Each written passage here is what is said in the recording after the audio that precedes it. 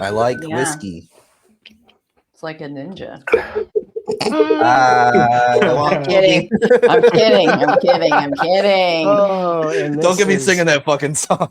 Well, that's been the themes. It is in the theme. So I didn't watch that. Yeah. I didn't watch it yet. Watch it after. I will. It's so good. Or during. It's time for Bourbon with Friends, the bourbon podcast that never takes itself too seriously. Pull up a chair, grab a glass, and remember, a bourbon with friends can change the world. Here we go.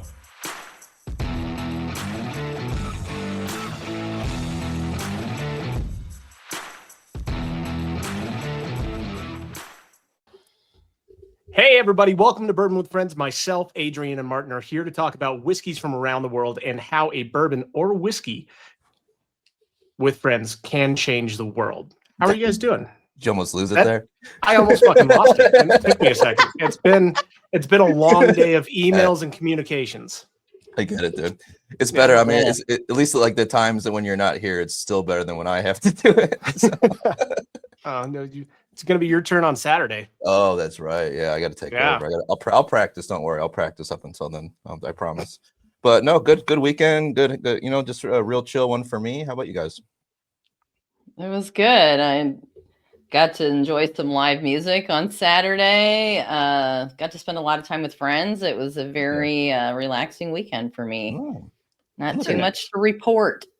Look at you back with friends again, once again here on a Monday. Bottled and Bond Day, right? Bottled and Bond Day. That is what is your guys' favorite bottled and bond bottle? I keep seeing like reels and stuff about it, and it's kind of like got me thinking about what my favorite bottled and bond is. I hate to be biased, but I know. I get it. Mine. Yeah, you get it there. Yeah. We talked about the Old Glory earlier, but probably Heaven Hill for me, for sure. Oh, like yeah, that one is good. I was gonna say that JTS Brown's another good bottled and bond. I don't have any of that right now, but that's a great one. Yeah, I know. I do like that one.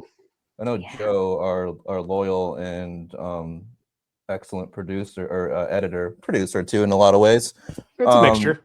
Yeah, he was saying that he had the Cedar Ridge bottled and bond that he quite enjoyed. And I would agree with that. That's another really good one. I would say that Heaven Hill might be it for me because it's so reliable. Yes. Yeah, it's not necessarily the greatest thing in the world, but it's just reliable and a good bottled and bond to me. So I definitely enjoy that. So yes. I was trying to think, did Loch Lomond make a bottle and bond? They used to. They did. But for them it's weird because making transfer from more of a Scotch doing like bottled and bond stuff, I think they did at one point do something like that, but I can't remember exactly. But we're not talking about bottled and bond, and our guests have nothing to do with that. I just wanted to ask you guys that question. But maybe they do. We'll never know. But we do want to introduce our awesome guest that we have. I'm very excited about this one today. I'm actually got their whiskey poured in my glass right here. Brian, would you like to introduce these amazing people? Because you forgot their names already? No, you just always do it and you're better at it. Oh, okay. Well, there's two amazing guests that we're going to bring on, Casey and Britt from Lazy K Bar Ranch Whiskey. Lazy K Bar Whiskey. Maybe I should have done it. I knew you can drop the ranch. How about that? Okay. They're great. They have whiskey. We love it. And they're and it's based out of Montana, if I'm not mistaken, based off of the Lazy K Bar Ranch. Nice. That is correct. See, I do know a little bit of history about Montana, not a ton because I forget shit all the time, but I know that part. And you're close to them, sort of. You're closer than we are. A long shot. Yeah, you're closer than we are. Well, welcome, guys. Thank you for coming on. Thank you guys so much for having us. Absolutely. Yeah, I appreciate it. Yeah, 100%. you're welcome.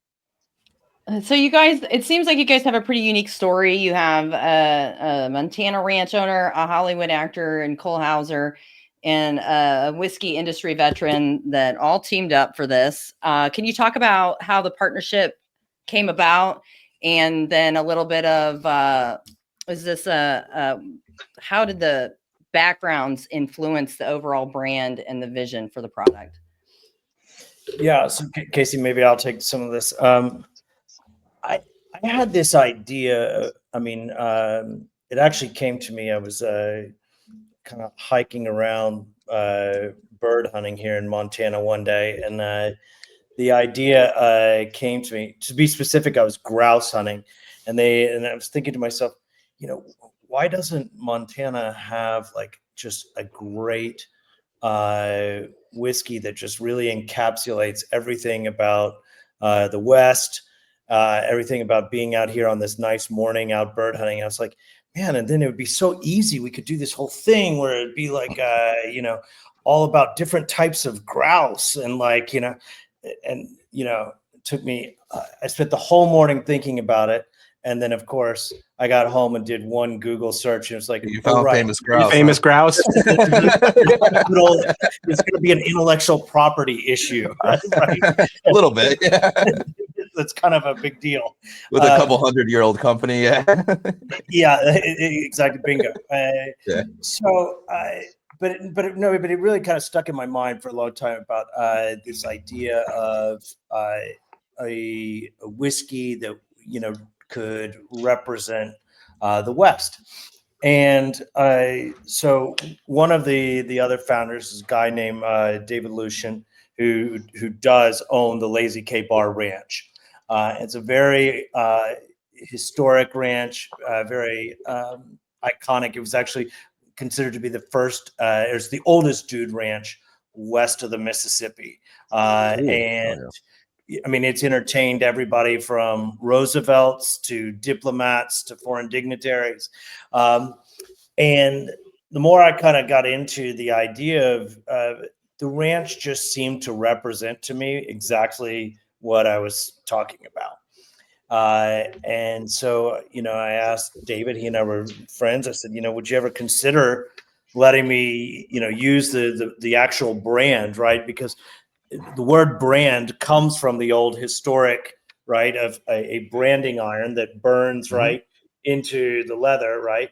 And so a Lazy K bar is just a K on its side with a bar underneath it. That is a Lazy K bar, for those who don't know.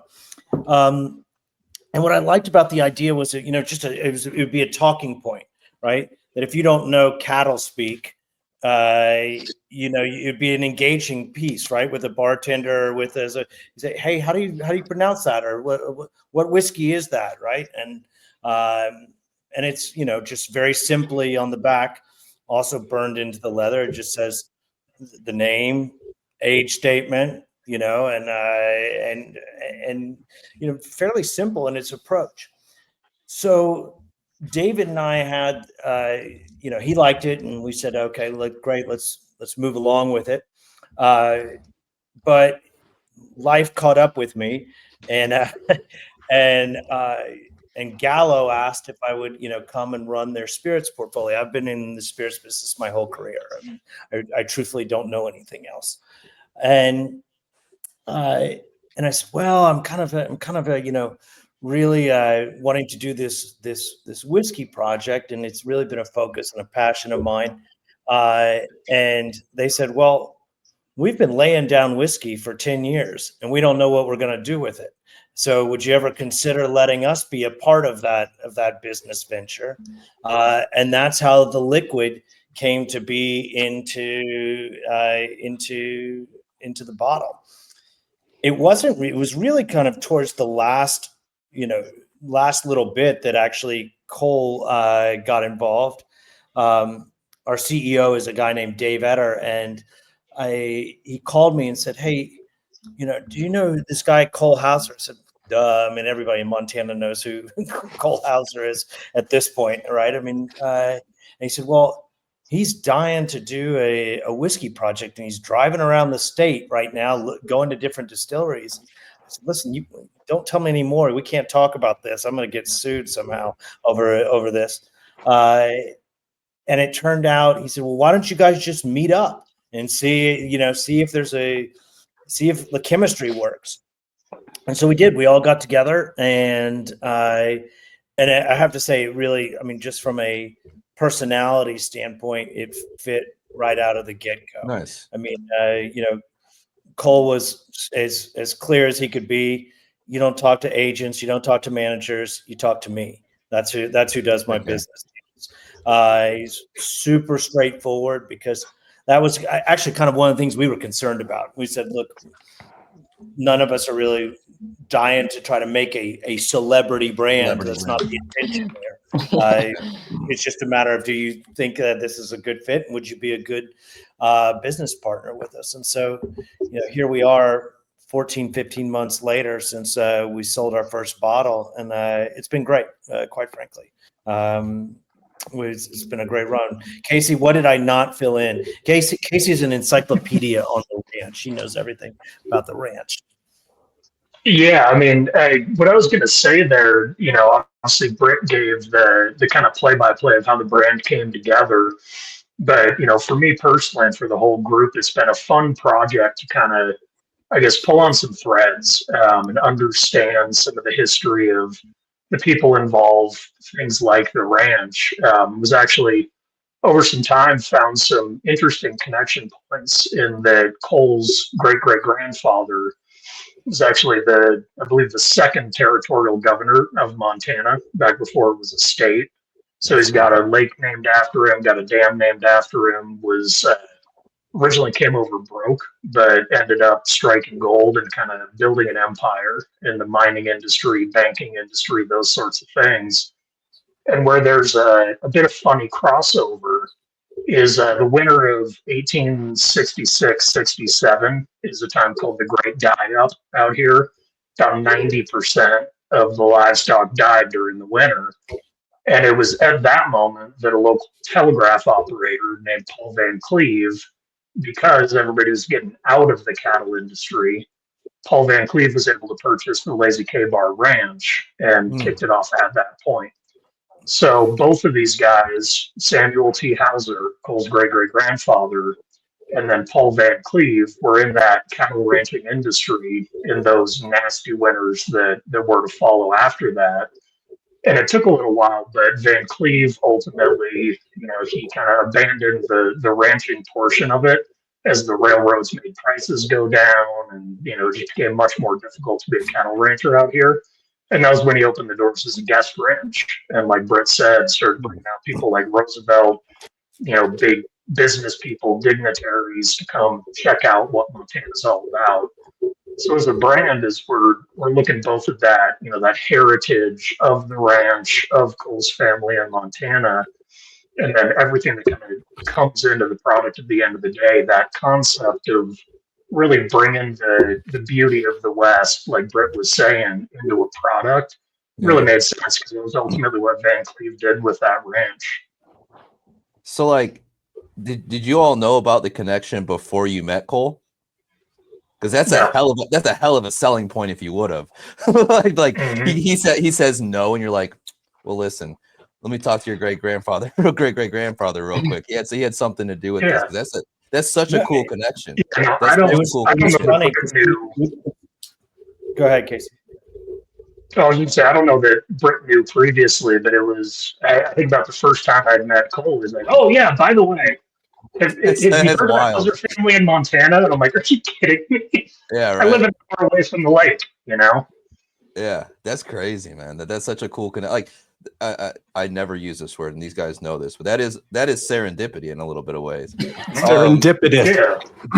I don't like that word. That's why I know things. But that kind of is. I mean, like that to me, that's the definition of it. That's like, I mean, how perfect is that? That's so cool, man. That's such a cool rundown of that, especially with the connection, because I know that it's all of us. We know the reception to celebrity brands can not always be the most, but like. For me, when I look into a brand, because I'm interested in everything, when I look and if I see things like that, I'm like, no, this is for real. Like, this isn't just some bullshit like celebrity brand. They're invested in it. They're working on it, and there's like this cool ass connection. I'd be 100% be in on something like that. But when you can tell, it's kind of like all they did was maybe slap their name on it, and they probably never even tried the spirit. Then you can sort of tell. Well, I mean, based off of your guys' connections already, right? Living in Montana, growing the product there, and then just moving it to Texas for another state of distribution. You guys are doing it right. And I love to see that you guys are making sure that the states that you're growing in first are the primary states, and then you're building it from there. So I love to see that. That is super You cool. know, it's kind of funny. I mean, you know, why Texas as our second state? I mean, you could have chosen anything really, but we were serious when we said, well, the first people who ever came to Montana up from the south on cattle drives came from Texas. So we said, jokingly, we said maybe we should give something back to them. We'll give them. Y'all came here. You guys are a lot nicer than people from. Go ahead. I'm sorry, Casey. Oh no, go for it, Brian. Oh, I was just saying you guys are a lot nicer than us in Colorado. We used to kick the Texans out. I was gonna say you sent them back. You're like, never mind. Get back over the Rockies. Yeah. We do have a few of them out here these days. But yeah, I mean, it was very intentional, and Britt can obviously speak to this as well. How we've been looking at the rollout, especially with, Cole's visibility, we'd have the opportunity to open up as many states as we wanted, liquid allowing, and really do that same, call it allocated dance. We can send 20 cases to all 50 states, and then it becomes a Easter egg hunt. People get frustrated. They hear about something they want to try, and they can't even find it in store. Yeah. And so the intent was very much, let's start in Montana, home turf state. Let's make sure we're setting aside enough to know that anybody in Montana, if they go to their liquor store, their bar, their restaurant, they're going to be able to buy some. And then we went to expand to Texas. The mentality was the same, that we want to make sure that we've got enough for these folks. Because I think a lot of us, fans of drinking whiskey are kind of sick about hearing about shit that we can't even buy. So we Buffalo wanted to avoid that. Sorry. Sorry. Sometimes I sneeze, and it sounds like I'm saying Buffalo Trace, but I'm not. It's just a thing that happens to me. Well, actually, so off the back of that, that's actually going into a state like Texas, number one, with such huge distribution. You guys start off with like your first release was 8 years old, but now that you guys talked about how you kind of has existing stock or something, that makes a little bit more sense. But why specifically an 8-year-old? And also, like, did you guys look to any other places for influence? Was there anything that you guys looked to for? Were you looking for a specific profile? I guess just kind of like what was the impetus behind doing something like an 8-year-old right away? Yeah, I think part of it was, I mean, as someone who's in the biz, right? I mean, is I wanted it to be able to be under $100, and that was really I love that for me. So like, and look, $100 is still expensive to a lot of people. I don't want to be flippant and pretend like it's not, because it is. But I thought, if it could be something that everybody could, walk in and get a nice shot of at a bar, but also something that you could give as a gift that would be a really meaningful gift to somebody, that you could say, hey, this is, from me to you, not something that everybody can find. And that was really, and so, as you go up in age, as guys all know, your carrying costs go up, your capital requirements go up. I mean, everything goes up. But when we sat down with the liquid guys too, to just kind of go through what we were trying to achieve, we all really felt that we weren't gaining a whole lot more by increasing the age statement. And we thought, I mean, getting some, of course, but we felt, this to us really kind of just seems right. And it was, I mean, actually, you talk about like people involved. It was a bit challenging because Cole was, they were still shooting Yellowstone at the time. So we'd have, a distiller on the phone with him with 20 barrel samples, right? I mean, in little vials, trying to taste him through every single vial, to talk about, well, this was this barrel from this year, and this was this barrel, and so it was a fun process. I mean, we all do this kind of thing now through cameras, and on some level, I say thank goodness, because I'm not sure they would have let many people on set to go and do what he was doing in his trailer. That's pretty cool that he was doing that, and also just I don't know if people who listen to our podcast know Cole Hauser, who's a fantastic. My first introduction to him was Dazed and Confused, one of my favorite movies of all time. But he plays Rip Wheeler on Yellowstone, for everybody who may not know that at this point. I'm sure most people fucking do, but just in case anybody does not know that, fantastic TV show, one that I'm catching up on currently right now. So I watch a lot of TV, and I was late to the game, but it's a very good show. So I was very late to the game, so it's an awesome show. It's so cool. As they say, better late than never. I mean, right?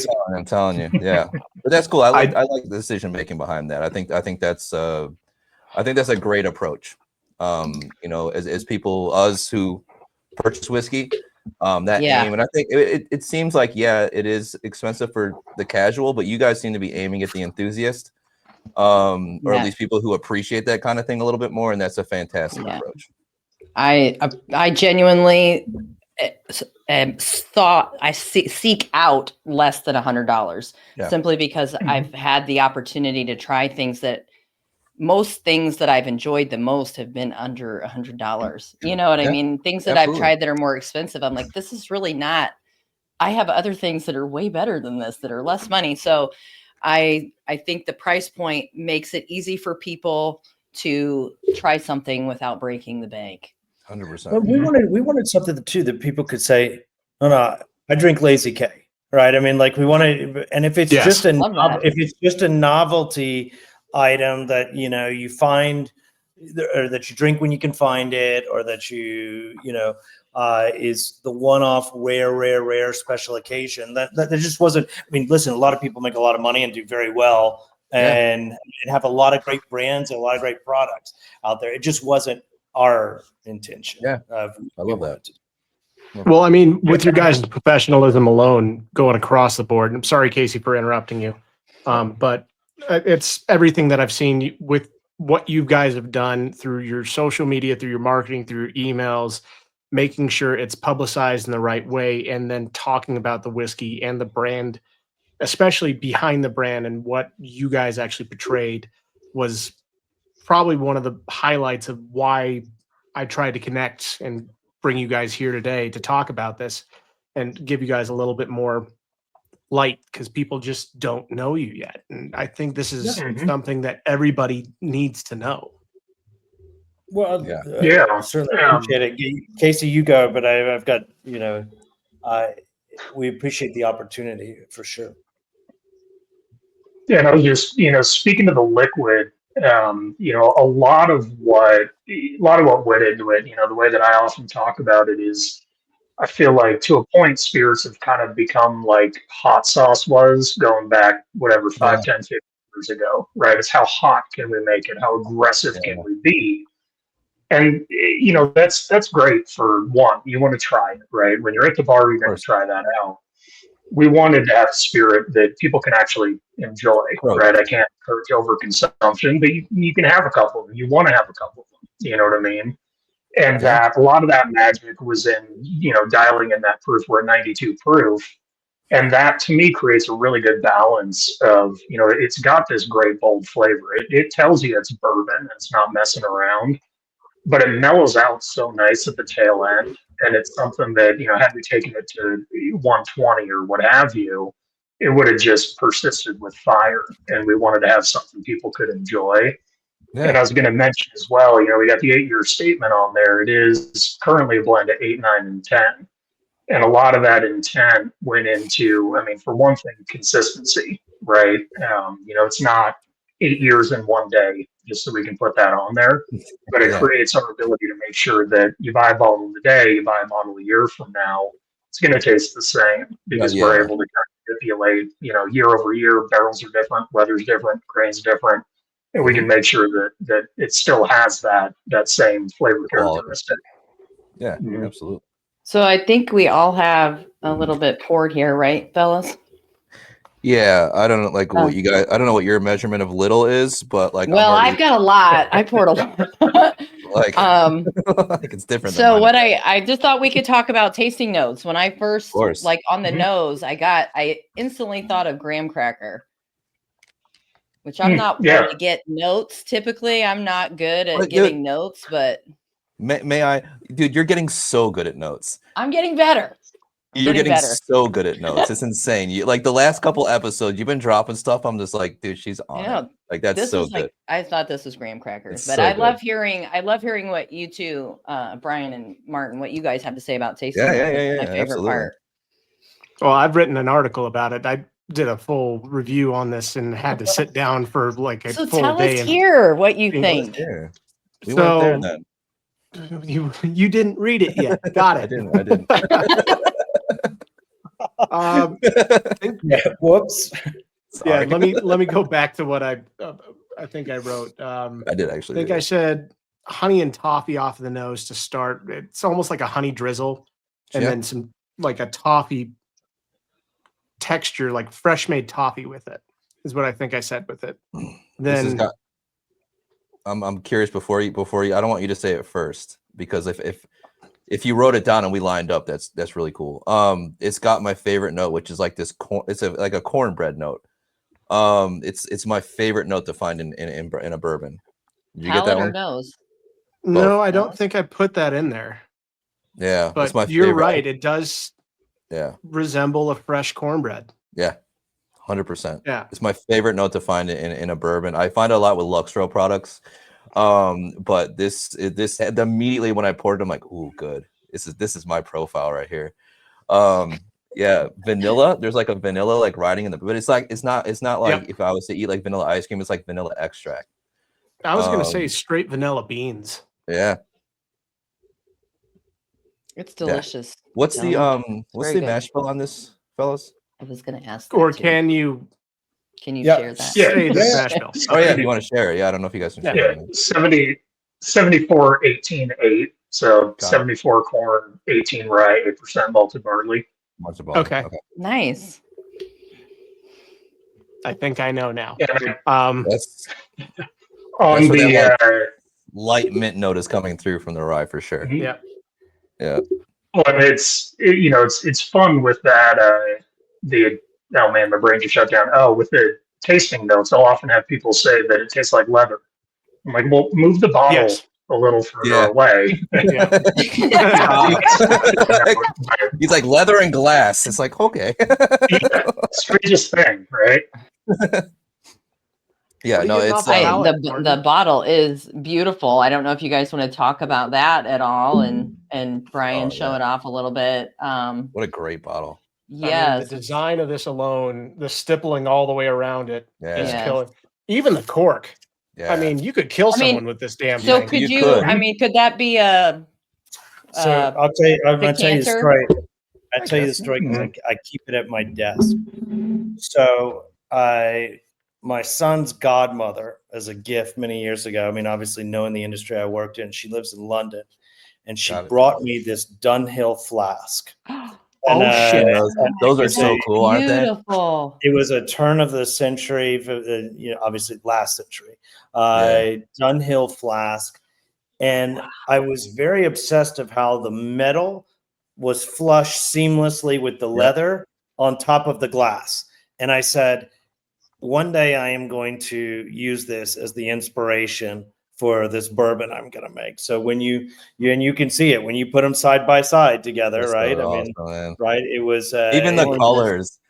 Yeah, even the colors line up. Well, I mean, like the cork, like the cork topper color, like it's exactly the this same. is a nice round, and so Wow. That's so so it cool. really was. I mean, that was a big piece of it, and it's pretty complicated because to get that leather flush on the glass, right, you have to take make a bottle that essentially is indented by the thickness of the leather that's going to go over the top of it. So it was really and then we learn the hard way a lot of times.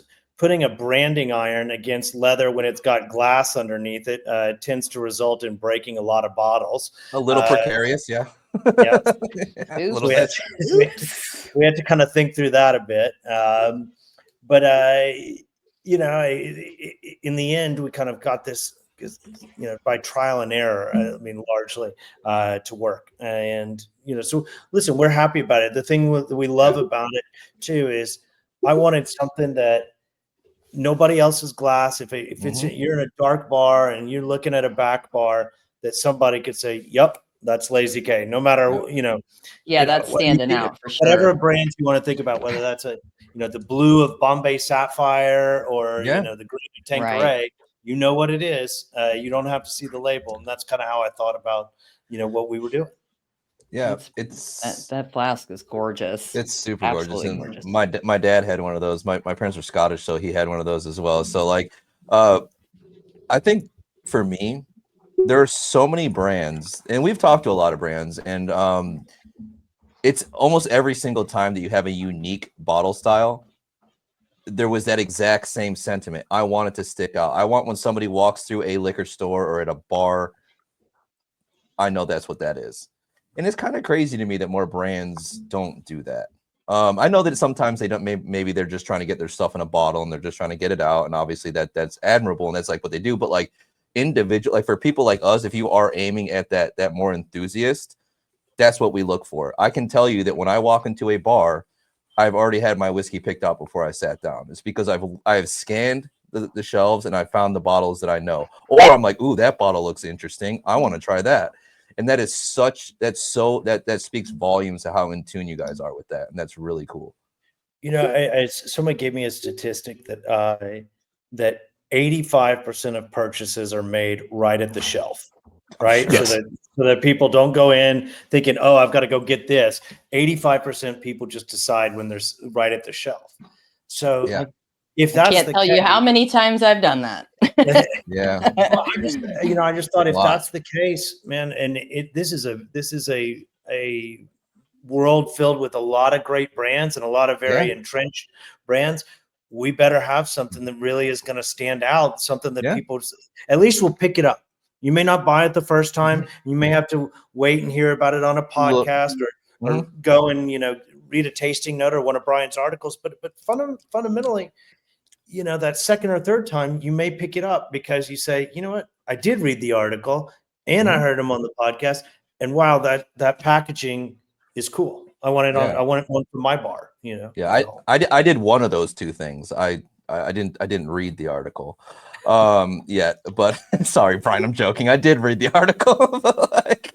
No, but it's 100%. You are right, because there's been a lot of times where I've seen something like that's a really cool bottle. I like what I'm seeing, but I do need to know more. I do need to look into it a little bit. But if I'm at a bar, I'm definitely just trying it because I don't care. I'll try just to try it. But if I'm buying, that is a different story. That is a whole different thing. If I'm buying whiskey, especially nowadays, after all of us, I think all of us on this podcast right now probably bought a couple bottles. We're a little more we're a little more discerning at this point. So you do have to look into things. But no, I love that you guys had that thought process behind it, and it pays off because it's an absolutely striking bottle. I love it. Oh, trust me, this is going up in my ranch. Yeah, that's one that you after this episode. Yeah, that's one that you don't throw away. You know what I mean? You keep. Oh yeah, you better keep that one. Keep that one. Like I said, this is going up on the ranch after this. I'll have to drive up there. I got to put away a few side by sides, anyways. That was cool. I wish I could say a sentence like that. Yeah, right. So Britt, you talk about you've been in the industry, you've got some experience. Can you talk a little bit about where your experience comes from first, and then also you have to have lessons and things that you've learned from, quote unquote. Yeah. So I would be curious to hear what some of those things were that maybe you applied to this situation. Yeah, sure. So like I said, the quick version of it is I was managing nightclubs in New York after I graduated from college and decided this is not going to end very well. I better I think I better do something and get a job. And so I ended up going to the Cornell Hotel School. I wanted to be in hospitality. And that's where I was like, you know what? Food is a really bad business and booze is a really good business. So I decided You got the right answer. Food over booze, baby. this decision is easy. So I ended up going to work. I spent the early part of my career at Bacardi, and Okay. I was fortunate enough to be part of the team that acquired Grey Goose back in the day for Bacardi, and Very cool. And doers. yeah, doers. Yeah, thanks for buying my family. And and then I left in 2007, and I literally did what, probably looking at the list of people that come on your show, I thought I would be the guy in the business that just helps entrepreneurs start new brands and understand what route to market and all those businessy kind of things are in the U.S. liquor industry. Mhm. And so I did that for 11 years. And then, as I mentioned earlier, I joined Gallo, and today I'm the chief commercial officer at Gallo, which most people, of course, think of Gallo and wine, but it's a total alc bev kind of company, right? I mean, you've got everything from High Noon to, I read in one of you guys' profiles, favorite 3 whiskeys is Dalmore 12. Is that you, Brian? That's me. Yeah. So Gallo is the U.S. importer of Dalmore. Yes, it is. Yeah. So it's actually quite an interesting portfolio. I mean, it goes from the high end to E&J Brandy, right? And Yes. E&J Brandy. So, but things I've learned, I think it's a good question. I mean, I really have tried to apply a lot of them. I think number one, in this day and age, one of the biggest things is transparency, right? I mean, Absolutely. so look, people have been quick to call out, but that brand's not distilled in Montana. And we've said, correct, right? We never said it was. And Right. We have the aim of getting there. I mean, Of course. you guys are probably the first time in the media I've said, but I mean, we've actually have distilled a rye, awesome. a single source rye that we have put in barrel and laid down, and now just 6 more years or so. And that's exciting, though. That's really exciting. Cool. But transparency's, we really felt all along the way that I've seen that mistake too many times of people trying 100%. to play that game. So I think that's one of the things. And then, I mentioned earlier too, just, it was almost like what you guys are saying. Sometimes people thought about their brand name or their packaging as an afterthought because they spent so much money on their beautiful new distillery that they didn't have any money left over to go. And I thought, yeah, but this is the piece that touches the actual consumer. So it really is. It's the culmination of a lot of things in my career that have come together. But, the biggest piece I would say of learnings is, and we've applied it all the way through and it's worked out well. Casey, you can back me up on this, but so we just have a no asshole policy. I love that. And it's great because the no asshole policy works pretty well. And so as a team, we all get along super well. Nobody. I just want to point out really quickly that there was an opportunity for a joke there that I didn't take. Do it now. Take it now. What was it? Don't let her. I'm not saying. No, please. He says he's got a no Britt, asshole policy. Yeah. But so this is our group, and we're kind of sticking to it. And that's it. You want to work with people that you enjoy working with, and it doesn't feel like work every day. So yeah, it's that's such a great approach. You guys are like, if no one's ever even tried, like if at this point you're listening to this podcast and you haven't already started to seek out this bourbon, please, can you? For God's sakes, these guys are doing it right. Jesus Christ. Brian, go ahead. I mean, just based off of everything that you guys are doing, and Britt, I absolutely agree that no asshole policy with your coworkers is something that you should look after and look into. Yeah, we may joke around with each other, but we're not assholes to each other. No, we're just we love assholes each to other other. people sometimes. Yeah. Because if you so Casey, let's talk about you as the brand manager, right? Explain a little bit of your role and how you actually got into this. What was the process in building Lazy K Bar Whiskey? Yeah, so background wise, started on the on-premise behind the stick. Got picked up by a group called Hood River Distillers, who have since sold it, but most known for Pendleton whiskey. And what that brand kind of taught me is that it's possible to punch for the top. Because we were relatively small company in Oregon going to war with Crown Royal, who had been the premium Canadian whiskey since forever, right? And being with that brand through a process of, we start beating them in Oregon, and then Oregon and Idaho, and then it starts to expand west. It really kind of showed me the light that it doesn't take a large competitive company in order to actually compete on that national scale. So I was with them for some years and then ended up working with a local distiller here in Montana to try to bring some of those learnings, help them fight those battles on a larger scale.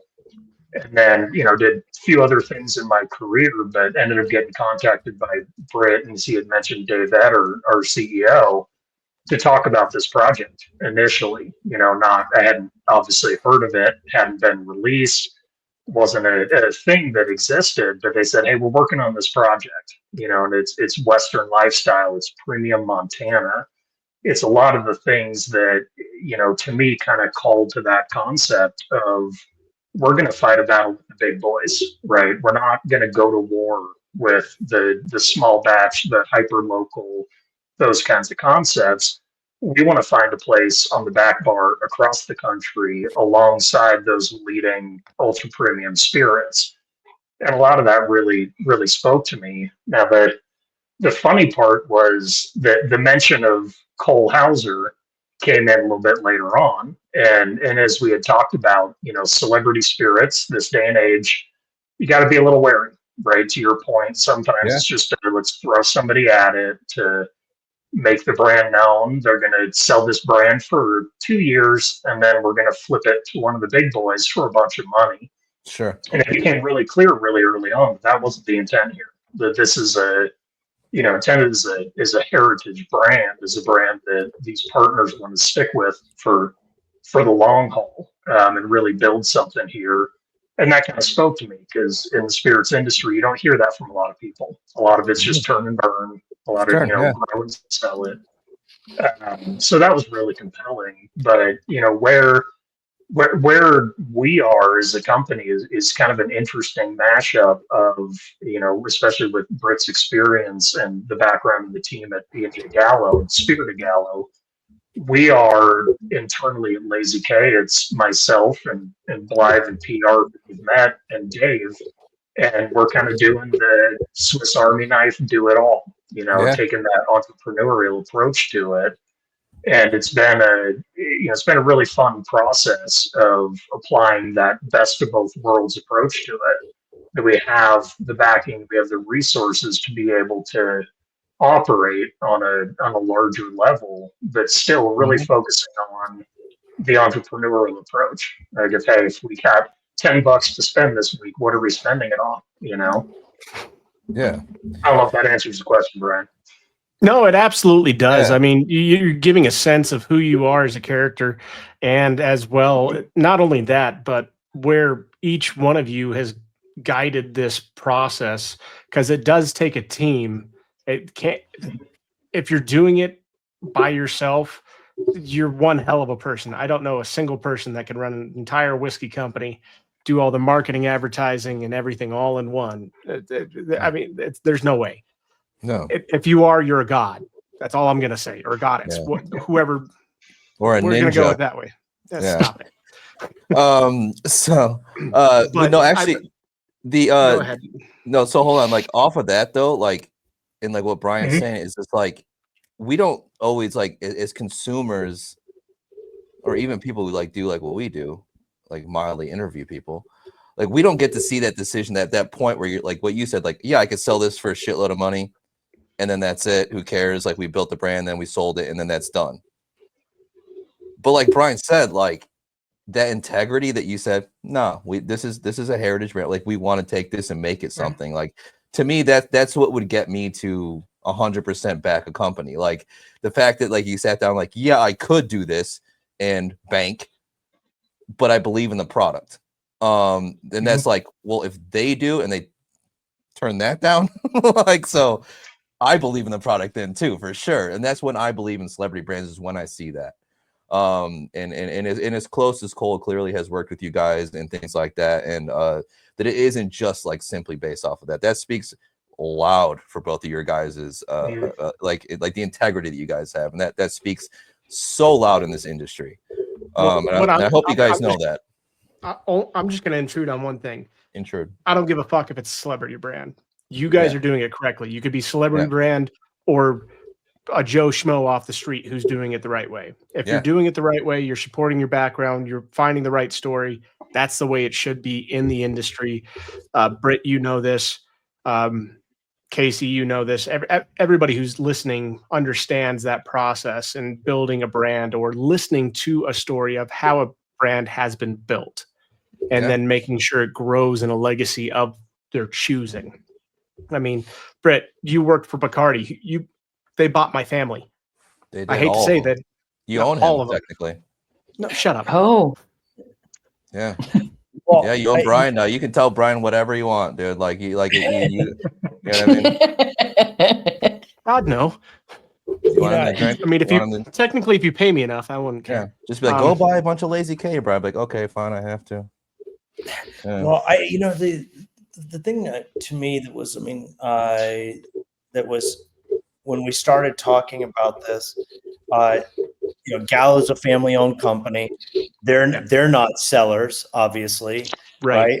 And they weren't going to put their liquid behind somebody that was just going to try to flip it on them, right? I mean, fundamentally, and when we started talking through it, I mean, again, I've got all kinds of projects that in my career that I'm proud of and happy. So this really, everybody talked about it in terms of leaving a legacy. And I mean, what I'd really hope is that one day my kids here in Montana, or Casey, your kids, would come out and say, hey, that's where I want to work. And I'm going to learn it from the ground up. I'm going to go start by learning, what it's like to work on the bottling line, what it's like to work in sales, what it's like to work, I think those are the values that you want to instill if you really want to build a real legacy company. And that's kind of our intention 100%. here. And that's why too, when people said, well, it's not distilled in Montana, I said, no, but it will be one day. We're going to get there. It's just, we didn't have just, endless capital either to just play against it. So we will earn our way into that. It is time so we get nerdy. Obviously we get nerdy on this podcast. I don't think we could deny that at this point, but what we'd like to do is deviate a little bit. And when we started, did that. we deviated a little bit, but yeah, it's fine. So like we have a question that we want to ask. Has nothing. Well, it sort of sometimes has something to do with whiskey. But when we started this podcast, Adrian likes to collect things, and for some reason, she collects stuffed squirrels. And when she collects these stuffed squirrels, she lines them up alphabetically by name, and none of this is true. Like she doesn't do any of this. So basically, when we first started this podcast, basically we wanted to think of a question that was like so off the wall, that was just like a little random, just to throw things in that's a little different. So we came up with the theme of a squirrel themed question. And I make a different story up of how we got to that every time, and it's usually surrounded by how Adrian got there. So she is going to now ask you a squirrel themed question. It's my turn to ask It the is your question this turn. week. Yeah. So, if a whiskey loving squirrel, who is also the size of a human, snuck into your barrel room, what kind of mischief might it get into? And what do you imagine it would say about Lazy K Bar whiskey after a few sips? Or would it be a better ranch hand? Fuck, that's long as shit, dude. Well, I had to think of something. I Man. didn't write it. That was Jesus Christ, dude. The fucking essay, dude. Go ahead. I've been in a writing mood. Leave me alone. Yeah. Jesus. You're doing very well. It's very my good. friend. I like it. It's But that's very good. complicated, dude. That's mean- multi-layered. Should it just be 3 words? I mean, first thing that comes to mind is this: the human-sized squirrel takes a sip and says, "Whoa, this is nuts." Yes, thank God you went there. Great. I love That's that. perfect. I mean, that's I was I was hoping the he'd do first it so I didn't have to. I'm so happy it went there. So No, that's not I bad. know. That's perfect. I that love was a that. That's pretty, very it's a pretty intense question. I was going. Yeah, it got a little I- intense. I- Yeah, you know what I mean? I agree. It's always the story. Casey, top that. for- Casey, top that. Casey's I want to gotta know top what. it. No. Casey, I was Kasem hoping did you'd do the pun so I didn't have to. Yeah, well, that's why I put but- ranch hand in there too. So I mean, Yeah. there's a lot of things Yeah. ranch hands do for puns. Yeah. Let's see. I want to see a squirrel ride a Right. fucking. What a squirrel! Like I I feel like a collect- squirrel. A squirrel would maybe try to take the topper off and put it in its little. Do they have nests? Squirrels? Do they have nests or what do they do? Yeah, they get the cheek pouch. They It'd have be a heavy cheek- on the cheek. Oh pouch, yeah, right? yeah. Oh, Jeez, think of how much they could pack in each side. Oh, he just thinks it's a Mhm, tumor. mhm. Like, it's just- I wasn't even thinking about nuts. I was thinking about the chew they would be doing if they were on a ranch the whole time. Yeah, that'd be wild. Yeah, there you go. There you go. Yeah, that's the ranch hand connection.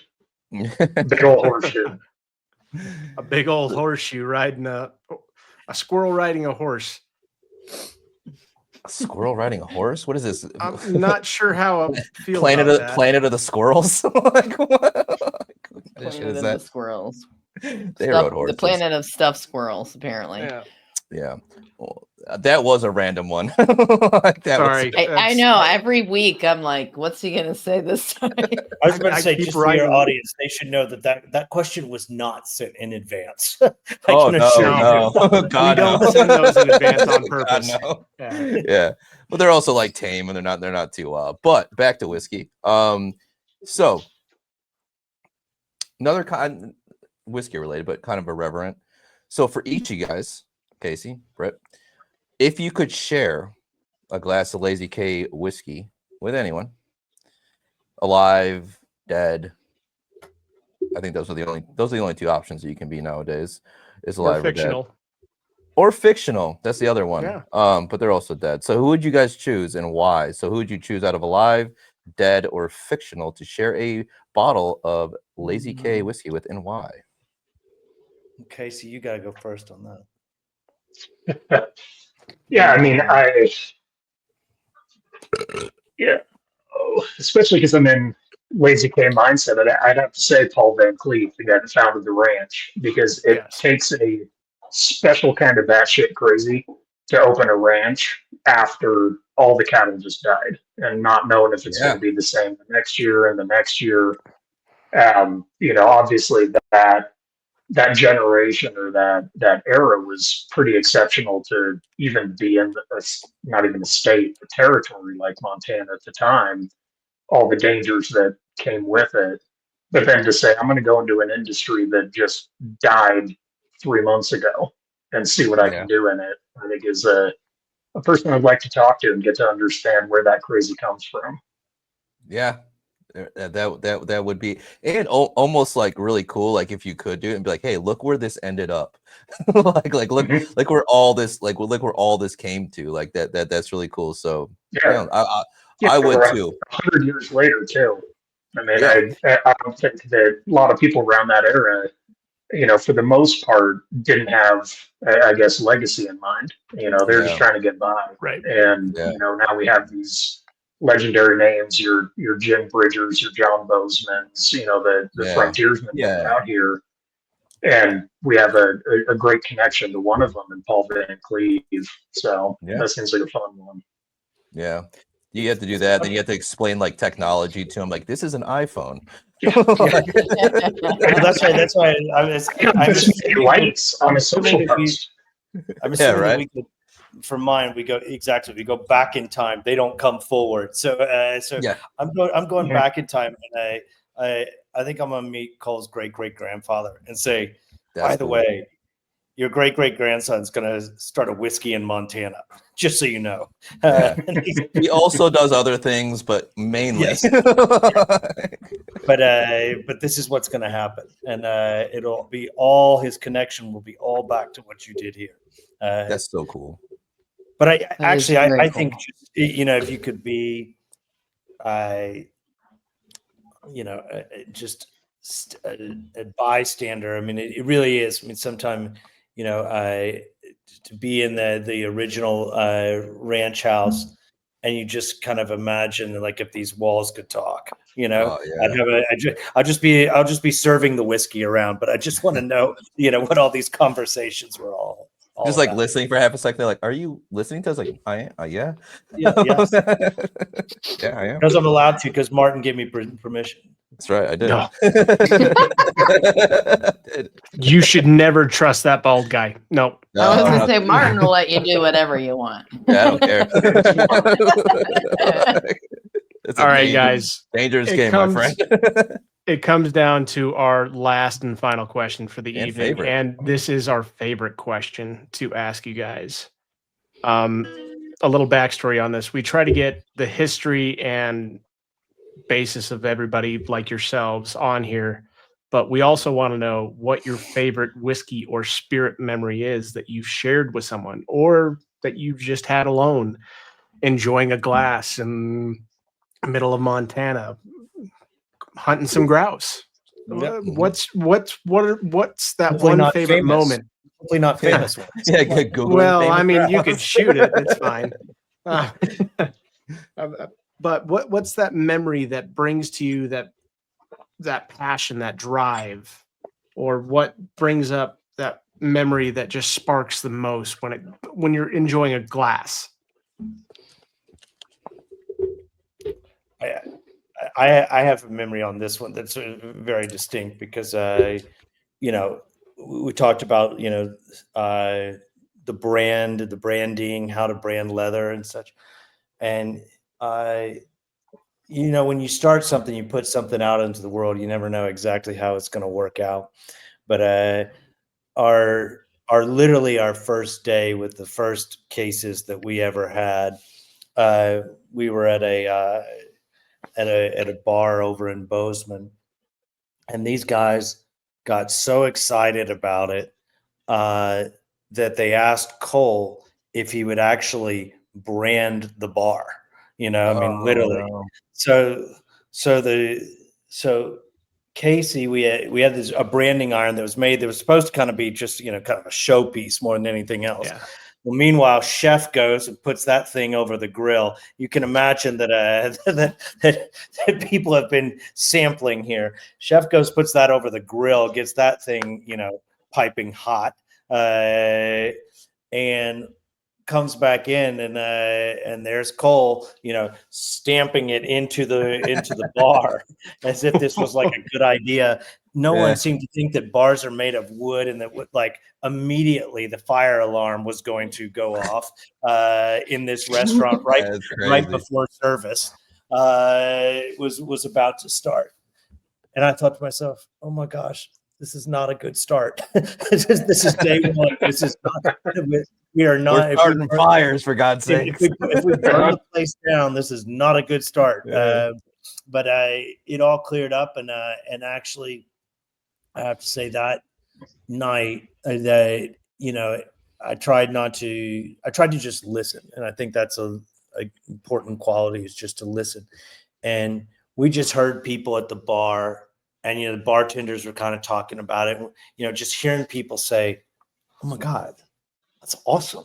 Or really like you never know. I think when any of these, Brian, several of the guests on the show, I mean, it's a certain level of vulnerability when you put your product out into the world, and you don't know how people are going to react. But just the feedback that we heard initially after not burning the bar down, I thought, okay, if we can just get people to try it, I think they're going to enjoy it. And so that was probably my story of most memorable whiskey story of late. That's cool. Well, I appreciate it because that's going into a book. Yeah. There's video somewhere, Casey. I can't remember. There's video somewhere of this all going down.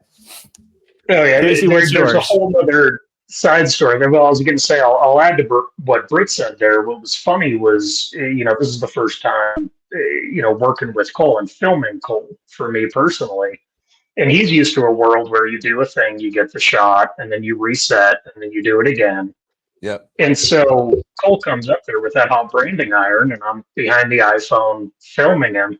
And the dude's just holding it there for way too, like he's about to burn through that whole bar because he's getting the shot. I'm back there, no, stop. Like, we're done, we're good. But, all's well that ends well. I'd say especially it's connected to this, this project itself, kind of for my involvement came together through Zoom. I live about half an hour away from Britt, so I was able to actually meet him in person, get to know him prior to. But as we're looking at the other partners like David Lucian or like Cole himself, those were phone calls, those were Zoom calls, and kind of to that earlier point and thinking about what's the long-term plan, what's the legacy. You can say a lot of things through a video call, but once you got a few whiskeys in you, you're going to start saying what you're really up to. So early on in the launch, we'd all gotten together at the Lazy K Bar Ranch, and just that opportunity to actually drink this stuff with the partners, with the team, get to know everybody, kind of cut through that initial, call it interview phase, and really get to what are we doing here? What is the plan with this brand? And just the ideas that already start kicking around about this is what we're going to do in year 10, year 20. And it's a really exciting part of the project. And it was a really fun experience to be at the namesake ranch with all the people involved and really getting to the bottom of what are we doing here? What's the plan? Cole's motto, it's in his email, it's in everything, and it's actually it kind of encapsulated a little bit, and it might sound a little cliche, but he lives it, and that is quality has no finish line. And I think that's one of the things, especially in whiskey making. You guys meet a lot of whiskey makers. We're proud of what we've done here, but we think we can do better. I mean, we think there's ways that we can continue to improve. There's things that we think, are opportunities. And I like that push that he gives because he says it and he lives it. He lives it pretty well. And it's a good reminder for all of us, quite frankly. Yeah, 100% it is. I think we never stop learning. You never do. We always have that kind of, it's always good to keep that beginner's mindset. You should never feel like you're an expert in anything. You're always learning, and quality follows that. And I love that. I think that's really cool. Well, guys, thank you so much for joining us. Without a doubt, this has probably been one of my favorite recordings that we've had so far, because I'm a good old country boy, and it's hard to find other people that are like myself, that live in the mountains, that like the mountains and country music and good whiskey. So I knew what you meant by the side by side. I was like, no, it may still be under snow right now, but yeah. Well, mine has tracks on it. That's the only way I'm getting around the ranch right now. So I really appreciate what you guys are doing. I really appreciate you guys sending over this amazing bottle, not including that, but the coffee. I'm not saying I drank all of it, but it's gone. You drank all of it. Yeah, it's fucking gone. Yeah, I even had to horseshoe one of it one night because I had some meetings with some people from another country. So that kept me awake just enough to where I can get on those phone calls. So thank you guys so much for everything that you guys have done. We wish you guys the best on everything. And remember, everybody out there, no matter where you're at, night or day, a bourbon or whiskey with friends can change the world, y'all. Thank you so much. Cheers, everybody. Thanks, everybody. Cheers. That's it for this episode of Bourbon with Friends. Be sure to subscribe so you don't miss a single episode. While you're at it, leave us a review to make it easier for others to find the show. You can also check us out on Instagram at BWF Podcast. Thanks for listening.